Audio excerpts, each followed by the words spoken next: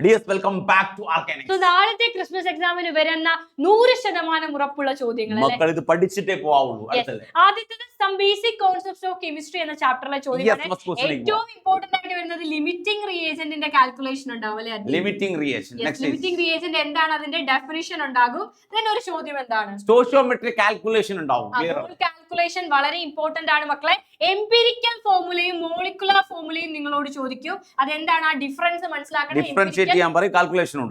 Empirical formula എഴുതാൻ വേണ്ടിയിട്ട് നിങ്ങൾക്ക് അറിയാമായിരിക്കണം. അതേപോലെ സിഗ്നിഫിക്കന്റ് ഫിഗേഴ്സ് ചോദിക്കും. ഇപ്പൊ 0.001 അടങ്ങിയിരിക്കുന്ന സിഗ്നിഫിക്കന്റ് ഫിഗേഴ്സ് അല്ലെങ്കിൽ 5600 എത്രയുണ്ട്, 2 സിഗ്നിഫിക്കന്റ് ഫിഗേഴ്സ് ആണ് പ്രസന്റ് ആയിരിക്കുന്നത്. സോ 1 മാർക്കിന് ആ ഒരു ചോദ്യം സാധ്യത. Law of conservation of mass, law of multiple proportion, law of definite proportion, ഇത് മൂന്നും പഠിച്ചിട്ട് പോയാൽ കെമിക്കൽ കോമ്പിനേഷൻസ് ഒക്കെ പ്രൊപ്പോസ് ചെയ്യാൻ നിങ്ങൾക്ക് അറിയണം. അത് ആരാണ് പ്രൊപ്പോസ് ചെയ്തെന്നുള്ള ആ പേരും അറിയണം. അതിൽ ഏറ്റവും സാധ്യതയുള്ളത് ലോ ഓഫ് മൾട്ടിപ്പിൾ പ്രൊപ്പോർഷൻ.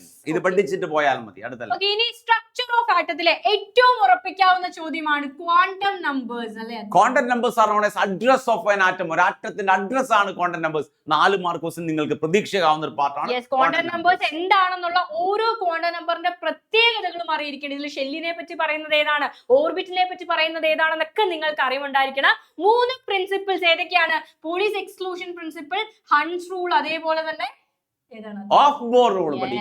അതേപോലെ ഹൈസൻബർഗിന്റെ അൺസർട്ടനിറ്റി പ്രിൻസിപ്പിൾ സ്റ്റേറ്റ് ചെയ്യാനായിട്ട് ചോദിക്കാൻ. ഹൈസൻബർഗിന്റെ അൺസർട്ടനിറ്റി പ്രിൻസിപ്പിളും ഡി ബ്രോഗ്ലിയുടെ മെറ്റർ വേവ് കോൺസെപ്റ്റും പഠിച്ചിട്ട് പോയാൽ മതി. രണ്ടിനും ഓരോ പ്രോബ്ലം പഠിച്ചേക്കാൻ പോകും. ലാംഡ h/mv ഉണ്ടാകും. ഇതിൽ നിന്ന് വേവ് ലെങ്ത് കാൽക്കുലേറ്റ് ചെയ്യാൻ ചോദിക്കും, മാസ് കാൽക്കുലേറ്റ് ചെയ്യാനും അതേപോലെ വെലോസിറ്റി കാൽക്കുലേറ്റ് ചെയ്യാനും ചോദിക്കും. ഈ ഇക്വേഷൻ വളരെ ഇമ്പോർട്ടന്റ് ആണ്. വേവ് ലെങ്തിന്റെ ഇക്വേഷൻ ആണ്, മസ്റ്റ് ആയിട്ട് നിങ്ങൾ പഠിച്ചിട്ട് പോവുക. അതേപോലെ സ്ട്രക്ചർ ഓഫ് ആറ്റത്തിലെ അറ്റോമിക് മോഡൽസ് ഏറ്റവും പ്രധാനപ്പെട്ട ഒരു ചോദ്യം പറയാം. ബോർ ആറ്റം മോഡലും അതിന്റെ അഡ്വാൻറ്റേജും അല്ലെങ്കിൽ അതിന്റെ ഡിസഡ്വാൻറ്റേജും ചോദിക്കാറുണ്ട്.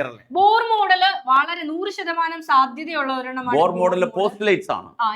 അതേപോലെ റുദർഫോർഡിന്റെ അറ്റോമിക് മോഡൽ, അതിന്റെ ആ ഒരു എക്സ്പെരിമെന്റിന്റെ പോസ്റ്റുലേറ്റ്സും വളരെ ഇമ്പോർട്ടന്റ് ആണ്. അതുകൊണ്ട് ഈ ചാപ്റ്ററിൽ ഇത്രയും കാര്യങ്ങൾ നമുക്ക് 100% classification of elements and periodicity വളരെ ഇമ്പോർട്ടന്റ് ആയിട്ടുള്ള ചാപ്റ്റർ ആണ്. വളരെ ഈസി ആയിട്ട് പഠിച്ചു 1 മണിക്കൂർ പഠിച്ചാൽ ചിലപ്പോൾ 10 മാർക്ക് വാങ്ങിക്കാവുന്ന ഒരു ചാപ്റ്റർ ആണ്.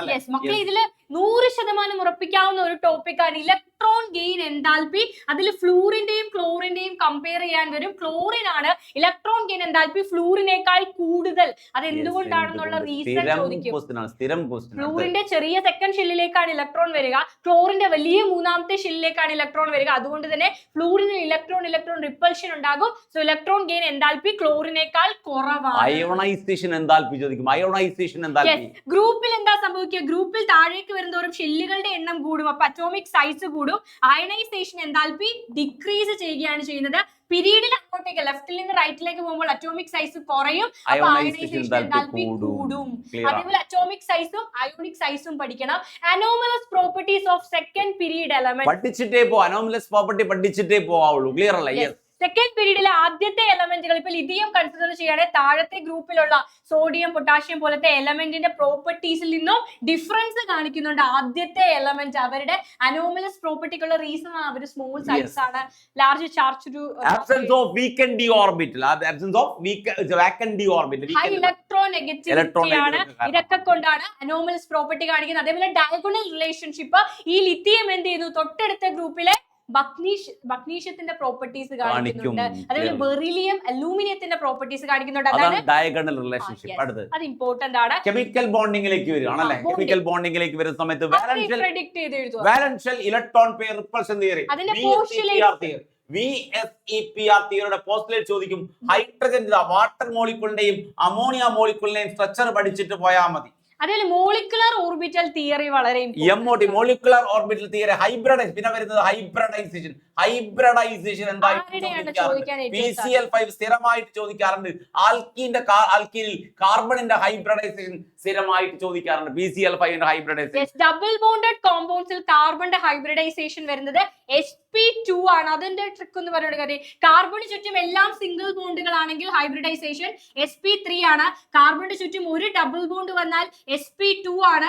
കാർബണിന് ചുറ്റും ഒരു ട്രിപ്പിൾ ബോണ്ട് വന്നാൽ sp ആണ്. കാർബണിന് ചുറ്റും 2 ഡബിൾ ബോണ്ട് വന്നാൽ അഗെയിൻ sp ആണ് മോളിക്കുലർ ഓർബിറ്റൽ തിയറിയിൽ O2ന്റെ ബോണ്ട് ഓർഡർ ചോദിക്കും, N2ന്റെ ബോണ്ട് ഓർഡർ ചോദിക്കും, പാരാമാഗ്നറ്റിക് ആണോ ഡയാമാഗ്നറ്റിക് ആണോ ചോദിക്കും, മോളിക്കുലർ ഓർബിറ്റൽ തിയറി വെച്ച് ഡയഗ്രാം വരയ്ക്കാൻ പറയും. പിന്നെ ലാസ്റ്റ് വരുന്നതാണ് ഹൈഡ്രജൻ ബോണ്ടിങ്. H2S ഗ്യാസ് ആണ്, H2O ലിക്വിഡ് ആണ്, എന്തുകൊണ്ടാണെന്നൊക്കെ ചോദിക്കും. ഓക്കെ, അടുത്തത് തെർമോഡൈനാമിക്സ് ആണ്. തെർമോഡൈനാമിക്സിൽ കഴിഞ്ഞ വർഷം ചോദിച്ച ഇമ്പോർട്ടന്റ് ആയിട്ടുള്ള ഒരു ചോദ്യം എൻട്രോപ്പി ഡിഫൈൻ ചെയ്യാനായിട്ട് നിങ്ങളോട് ചോദിച്ചിട്ടുണ്ട്. എന്താണ് എൻട്രോപ്പി? അതേപോലെ സ്റ്റേറ്റ് ഫംഗ്ഷനും പാത്ത് ഫംഗ്ഷനും തമ്മിലുള്ള ഡിഫറൻസ്. അല്ലെങ്കിൽ പാത്ത് ഫംഗ്ഷൻ എക്സാമ്പിൾ സ്ഥിരം ചോദിക്കുന്നുണ്ട്. വർക്കും ഹീറ്റുമാണ് പാത്ത് ഫംഗ്ഷന് എക്സാമ്പിൾ. അത് വളരെ ഇമ്പോർട്ടന്റ് ആണ് മക്കളെ. അതേപോലെ എക്സ്റ്റൻസീവ് പ്രോപ്പർട്ടിയും ഇന്റൻസീവ് പ്രോപ്പർട്ടിയും തമ്മിലുള്ള ഡിഫറൻസ് അപ്പൊ നിങ്ങൾ ഓർത്താൽ മതി. ഇന്റൻസീവില് ഇന്നുണ്ട്. അപ്പോ independent of quantity of matter present in independent of quantity of matter present in it ആണ് എന്ത് ഇന്റൻസീവ് പ്രോപ്പർട്ടി. എക്സാമ്പിൾ എന്തൊക്കെയാണ്? ടെമ്പറേച്ചർ. ഒരു സിസ്റ്റത്തെ നമ്മൾ ഡിവൈഡ് ചെയ്താൽ ഈ സിസ്റ്റത്തിന്റെ ടെമ്പറേച്ചർ ഇപ്പോൾ ടെമ്പറേച്ചർ പ്രഷർ ഒക്കെ ഇന്റൻസീവ് പ്രോപ്പർട്ടിയാണ്. ബോയിലിംഗ് പോയിന്റ് മെൽറ്റിംഗ് പോയിന്റ് ഒക്കെ ഇന്റൻസീവ് പ്രോപ്പർട്ടി. ഈ സിസ്റ്റത്തെ നമ്മൾ രണ്ടായിട്ട് ഡിവൈഡ് ചെയ്താലും ഇതിന്റെ ടെമ്പറേച്ചറിൽ ഡിഫറൻസ് വരുന്നില്ല. So independent of quantity of matter present in it ആണ്. അടുത്തത് എക്സ്റ്റൻസീവ്. അതേപോലെ ചോദിക്കും ഹെസ്സസ് ലോ ചോദിക്കാറുണ്ട്. ഹെസ്സസ് ലോ ഓഫ് കോൺസ്റ്റന്റ് ഹീറ്റ് സംബന്ധിച്ച് ചോദിക്കാറുണ്ട് അല്ലേ? അതിന്റെ ന്യൂമറിക്കൽസ് വളരെ ഇമ്പോർട്ടന്റ്. എൻതാൽപി ഓഫ് റിയാക്ഷൻ കാണാൻ ചോദിക്കാറുണ്ട്, എൻതാൽപി ഓഫ് ഫോർമേഷൻ കാണാൻ ചോദിക്കാറുണ്ട്. റിയാക്ഷൻ എൻതാൽപി അത് തെർമോഡൈനാമിക്സിലെ കംപ്ലീറ്റ് ന്യൂമറിക്കൽസ് നമ്മൾ ഡിസ്കസ് ചെയ്തിട്ടുണ്ട്. അതേപോലെ ഇന്ന് 6 മണിക്ക് നടക്കുന്ന ലൈവിൽ കംപ്ലീറ്റ് കാര്യങ്ങൾ തെർമോഡൈനാമിക്സ്. അതേപോലെ ഉറപ്പായിട്ട് 1 മാർക്കിന് ചോദിക്കുന്നതാണ് ഐസൊലേറ്റഡ് സിസ്റ്റത്തിന്റെ example. Hot coffee kept in A thermos flask is an example of isolated system. അവിടെ മാറ്ററും എക്സ്ചേഞ്ച് ചെയ്യപ്പെടുന്നില്ല, എനർജിയും സറൗണ്ടിങ്സുമായിട്ട് എക്സ്ചേഞ്ച് ചെയ്യുന്നില്ല. വളരെ ഇമ്പോർട്ടന്റ് ആണ് ഐസൊലേറ്റഡ് സിസ്റ്റം. അതുപോലെ ഓപ്പൺ സിസ്റ്റം, ക്ലോസ് സിസ്റ്റം എന്താണെന്നും അറിഞ്ഞിരിക്കണം. അടുത്തത് ഇക്വിലിബ്രിയം. ഇക്വിലിബ്രിയത്തിലേക്ക് പോവാം. നെക്സ്റ്റ് ഇക്വിലിബ്രിയത്തിലേക്ക് പോകുന്ന സമയത്ത് എന്താണ് homogeneous and heterogeneous equilibrium? Homogeneous equilibrium complete ആയിരുന്നില്ല. ഹോമോജീനിയസ് ഇക്വിലിബ്രിയം എന്താണ്? ഹെറ്ററോജീനിയസ് ഇക്വിലിബ്രിയം എന്താണ് ചോദിക്കും. നെക്സ്റ്റ് ചോദിക്കുക ഇക്വിലിബ്രിയം ഒരു റിയാക്ഷൻ തന്നിട്ട് അതിന്റെ ഇക്വിലിബ്രിയം കോൺസ്റ്റന്റ് Kc അല്ലെങ്കിൽ Kp പ്രെഡിക്റ്റ് ചെയ്യാൻ പറയും. നെക്സ്റ്റ് Kcയും Kpയും relation between Kc and Kp, relation between Kp and Kc ചോദിക്കാറുണ്ട്. അടുത്ത് ചോദിക്കുന്നത് ലേ ഷാറ്റ്ലിയർ പ്രിൻസിപ്പിളും അതിന്റെ അപ്ലിക്കേഷനും. Le Chatelier principle and its application ചോദിക്കാറുണ്ട്. അതായത് ഏതെങ്കിലും റിയാക്ഷൻ അമോണിയുടെ പ്രിപ്പറേഷൻ തന്നിട്ട് ഏത് കണ്ടീഷനാണ് അമോണിയ ഏറ്റവും കൂടുതൽ ഉണ്ടാവാനുള്ള ഫേവറബിൾ കണ്ടീഷൻ എന്താ ചോദിക്കാറുണ്ട്. Conjugate Luis concept of acids and base ചോദിക്കാറുണ്ട്. കോൺജുഗേറ്റ് ആസിഡ് ബേസ് പേസ് എന്താണെന്ന് ചോദിക്കാറുണ്ട്. ബഫർ സൊല്യൂഷൻ എന്താണെന്ന് ചോദിക്കാറുണ്ട്. കോമൺ അയൺ എഫക്ട് എന്താണെന്ന് ചോദിക്കാറുണ്ട്. ക്ലിയർ അല്ലേ? അടുത്തത് റിഡോക്സ് റിയാക്ഷൻ ആണ്. റിഡോക്സ് റിയാക്ഷനിൽ നിന്ന് ഓക്സിഡേഷന്റെയും റിഡക്ഷന്റെയും കോൺസെപ്റ്റ് ചോദിക്കാറുണ്ട്. ഓക്സിഡേഷൻ നമ്പറിന്റെ ടേംസിൽ പറയുകയാണെങ്കിൽ ഓക്സിഡേഷൻ നമ്പർ ഇൻക്രീസ് ചെയ്യുന്ന പ്രോസസ് ആണ് oxidation, and oxidation number decrease ചെയ്യുന്ന പ്രോസസ് ആണ് റിഡക്ഷൻ. ആൻഡ് ഓക്സിഡേഷൻ അണ്ടർഗോ ചെയ്യുന്ന ആളെ നമ്മൾ റിഡ്യൂസിംഗ് ഏജന്റ് എന്ന് വിളിക്കും. റിഡക്ഷൻ അണ്ടർഗോ ചെയ്യുന്ന ആളെ നമ്മൾ ഓക്സിഡൈസിംഗ് ഏജന്റ് എന്ന് വിളിക്കും. അതേപോലെ ഡിസ്പ്രപ്പോർഷനേഷൻ റിയാക്ഷൻ ചോദിക്കാറുണ്ട് മക്കളെ. കഴിഞ്ഞ എക്സാമിന് ചോദിച്ചിരുന്നു. ഒരേ എലമെന്റ് തന്നെയാണ് ഓക്സിഡേഷനും റിഡക്ഷനും അണ്ടർഗോ ചെയ്യുന്നതെങ്കിൽ അതിനെ നമ്മൾ എന്ത് വിളിക്കും? ഡിസ്പ്രപ്പോർഷനേഷൻ റിയാക്ഷൻ എന്ന് വിളിക്കും. അതേപോലെ ഇലക്ട്രോണിന്റെ ടേമിലും ഓക്സിഡേഷനും റിഡക്ഷനും ചോദിക്കാറുണ്ട്. ഇലക്ട്രോൺ ലൂസ് ചെയ്യുന്ന പ്രോസസ് ആണ് എന്ത്? ഓക്സിഡേഷൻ.